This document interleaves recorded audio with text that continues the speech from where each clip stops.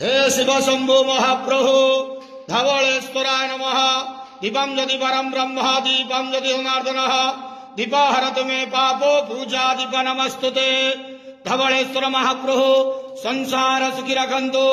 आज शुभ शनिवार रे समस्त श्रद्धालु भक्त मान को आशीर्वाद करंतु।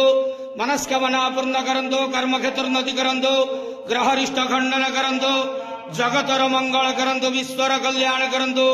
आपणकर नाम प्रकाश करंतु। सेवकर डाक श्रवण करंतु। महाप्रभु धवलेश्वराय नमो नमः। समस्त गुआवसा भक्त मानकर मनस्कामना पूर्ण करंतु। बाबा धवलेश्वराय नमः। संसार सुखी रखंतु आनंद केवार हरि बोलो। आज शुभ शनिवार रे समस्त श्रद्धालु भक्त मान को आशीर्वाद करंतु आनंद केवार हरि बोलो। महाप्रभु धवलेश्वराय नमो नमः।